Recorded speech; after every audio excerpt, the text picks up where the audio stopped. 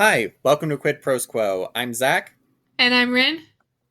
and today we are doing part two of our guest episode with Will Cornell. Last week we had the opportunity to talk to him about some of his tips for writing religion generally in fantasy, and today we want to specifically talk about his debut novel, which is coming out later this year, and about how religion impacted the writing of this book. Will, we're so happy to have you on the show today. Thank you for having me. Great to be back. Yeah, if you missed Will's introduction last time, he's a fantasy author. He's learning to rock climb. I got real distracted with that last episode.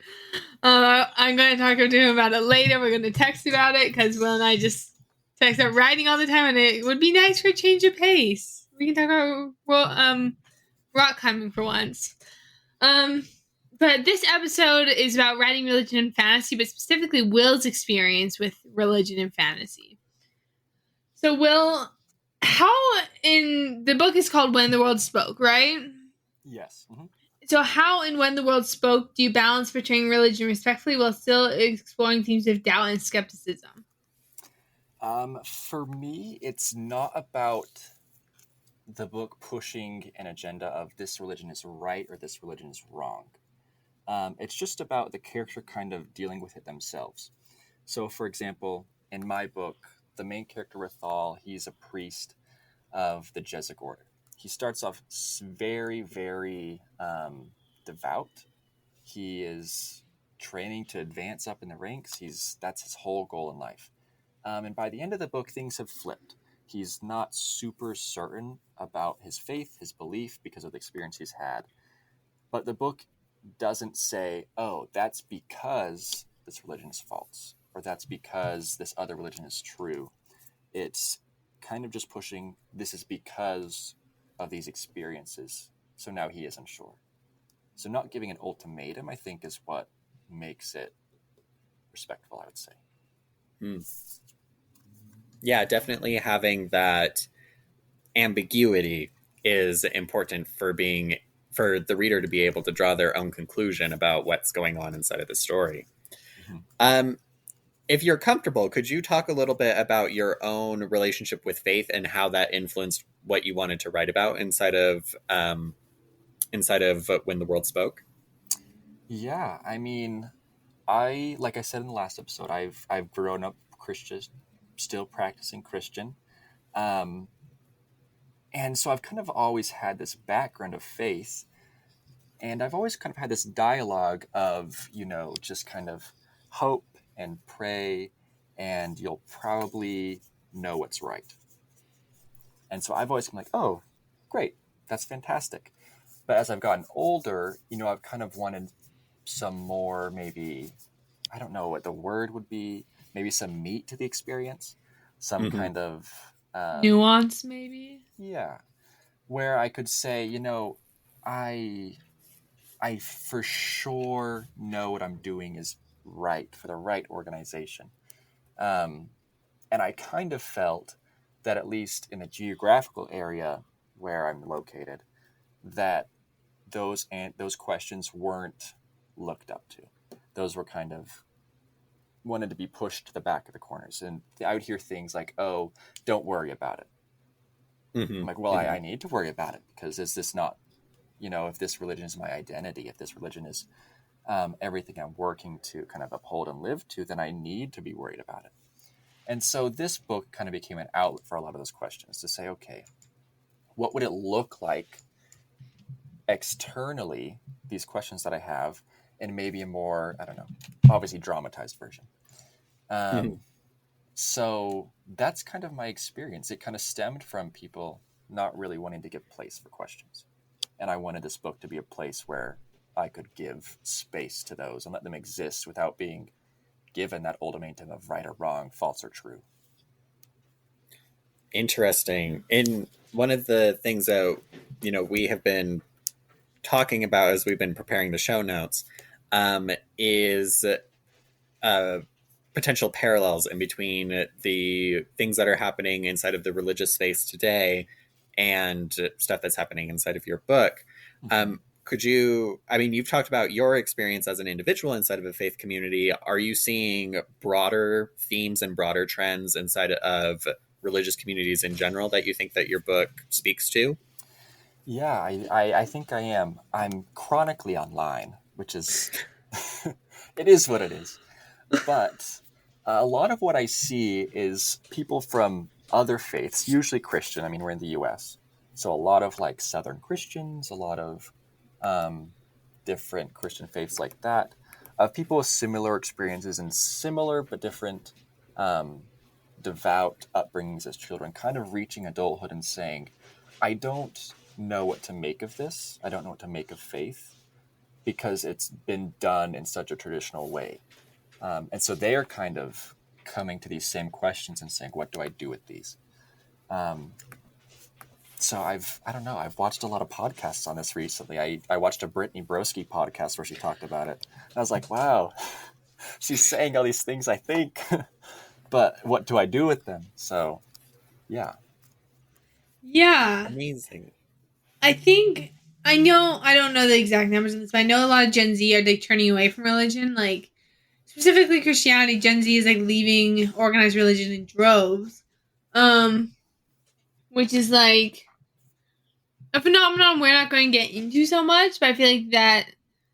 Do you feel like that's like reflected in like fantasy, like as the next generation grows up and comes of age? Do you think we're going to see more religious fantasy and like coming of age stories, maybe? That's a good question. I mean, I think we might. I mean, we authors, we tend to write about things that kind of impact our life, I should say.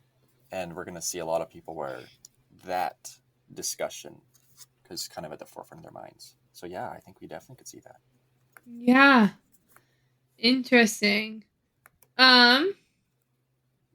So you talked a little bit about like struggling with faith and like wanting like meat to your experience, which I think is like super relatable because I've talked about this on the podcast before, but like I've like fully left the faith tradition I grew up in. And part of it was because like it was not satisfying like my spiritual needs. So are there specific characters or instances in your book where people struggle with faith, and how do they cope with this internal conflict if there are? Yeah, so I mean, my main character again, Rathal, this is his whole journey.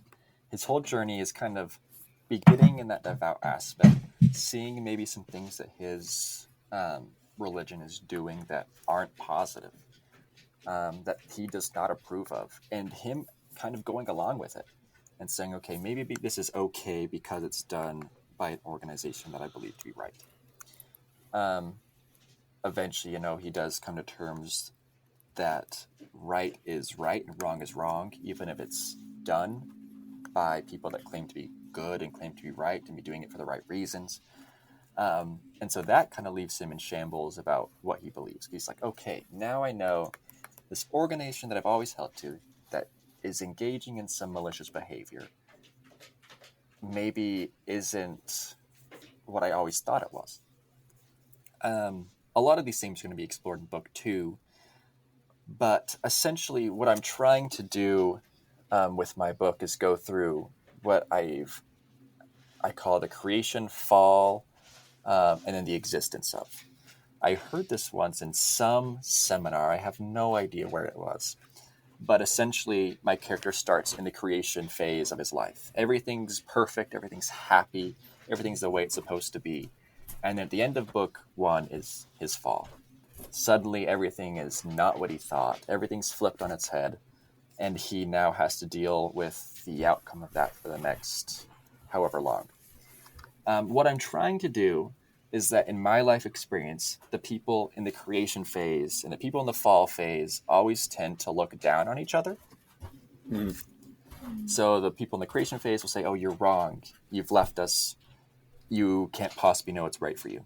The people in the fall phase kind of look back and say, oh, you're tricked. You're lying. You can't possibly be feeling all these things you're saying. And then coming out on the other side, which I don't know what was called in the seminar, the existence phase, as I call it, is kind of looking back at both maturely and saying, okay, I see some truths in the creation. I see some truths in the fall, and now I'm going to take both of them, and I'm going to become this different person, this new person. So that's where it's all kind of heading, I guess, to give a sneak peek. Yeah.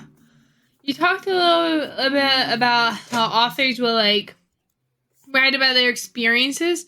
So I just wonder if you could talk a little bit more about like using fantasy almost as a coping mechanism and how like the struggles that we face, like how we can like effectively address that in fantasy. If you have thoughts on that, I mean, like that's maybe more of a therapy question than a podcast question, but I would say a lot of us turn to books for a piece of our therapy, don't we?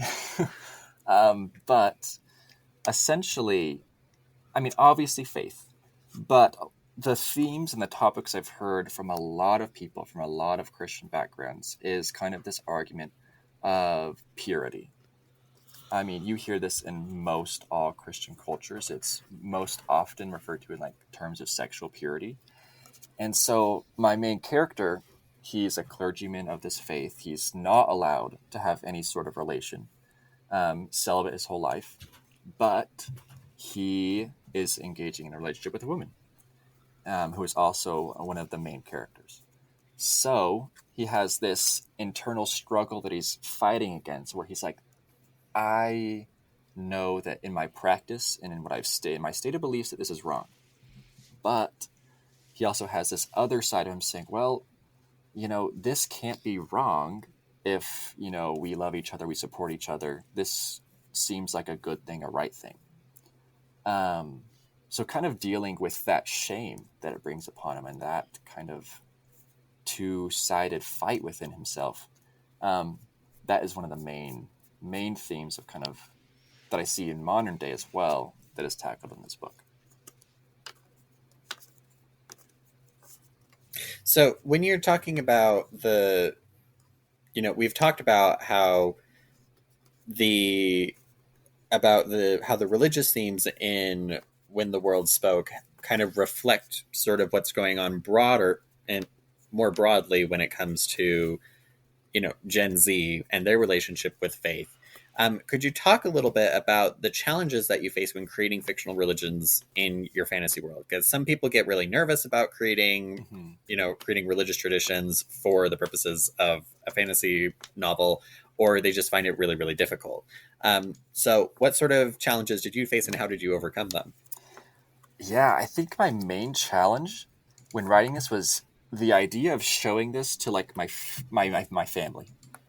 I was like, oh my gosh, I'm going to show this to them and they're going to say, you think all this? This is what you're going through, what your thought process is? And so I'm like, oh, that's concerning.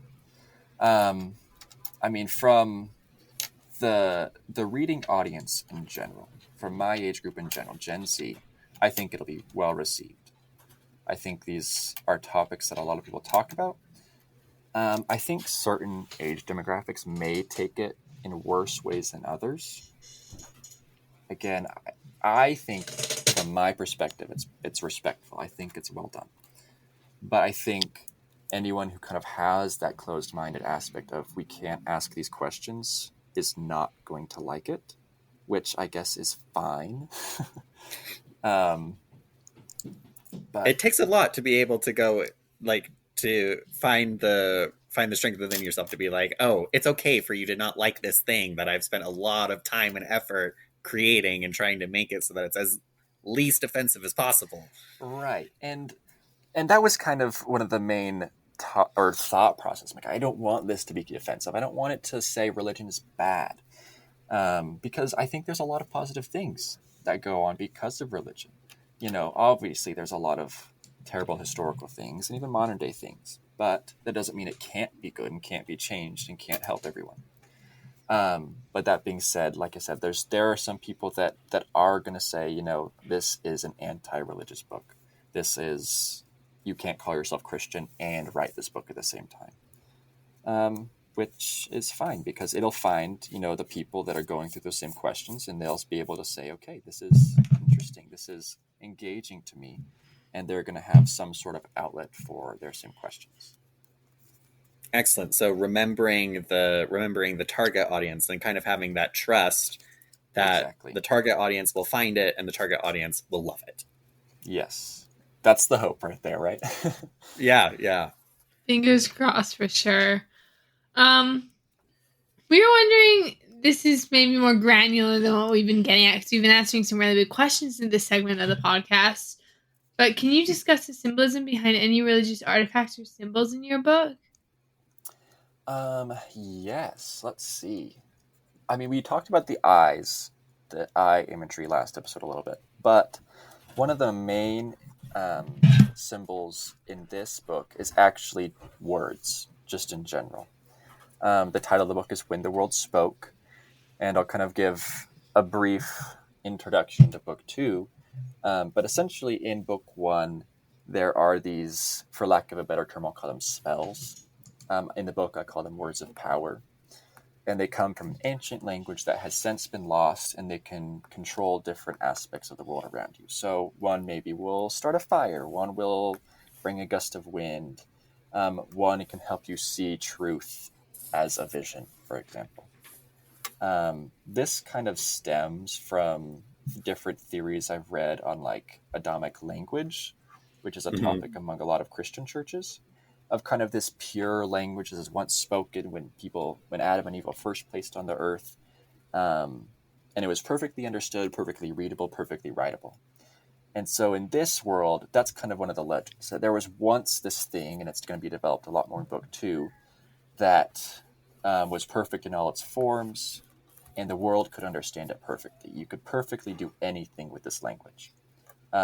So in this book, words have power, obviously. It's a highly political book as well as religious. So a lot of the battles aren't mostly with swords and shields, but a lot of the battles are just in discussion and different things like that. So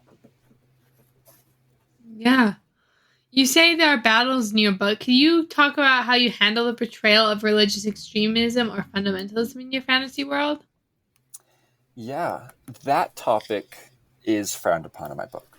So we kind of highlight that as I kind of highlight that as The royalty. Yes, exactly. I kind of highlight that as one of the dark sides of religion. And we've seen that historically. I mean, the most prominent example I can think of is the Crusades, utilizing a religion and belief just to hurt so many people. There are instances in this book as well where the whole group of a religious order, in this example, the Jesuits, is committed to terrible acts just because it was commanded. The main character, Rathal, he kind of falls into the same trap. He, without spoiling it, is investigating the murder of one of his fellow Jesuits. And when he discovers the truth, because of his religion, he's prompted to lie about what he actually discovered. So, I mean, those are kind of the negative sides explored of the extremism, that you will say and do stuff that is wrong, that is wrong, just because it goes against your belief system. Yeah. Yeah, and I think that's an important thing, like, especially with religion, is religion drives, at least the goal, I think, is to drive people to do right. Mm-hmm. And maybe it's, like, gone wrong somewhere along the way when it starts making people do wrong things that they know are wrong. Right. I agree with that all the way. That's all the questions and the time we have for today. So, Will, where can our listeners find you? Oh my gosh, yes. So I'm on TikTok and Instagram as Will Cornell Author. That's WILLCORNELL, author. I post on TikTok the most. Instagram has some information too. But if you want to message me, reach out, then I will be on both those platforms. So Awesome. We love to hear it. Listeners, again, this has been Will Cornell talking about religion and fantasy. We will see you next week for actually another guest episode, which we have to go record. So thank you so much for listening. This has been Quid Pros Quo. Quid Pros Quo is hosted by DC Winters and CK Jensen. If you like this episode, be sure to leave us a rating. And if you'd like to contact us, you can email us at quidprosquo@gmail.com. For more episodes, check us out on Spotify, Apple Podcasts, or wherever else you get your podcasts.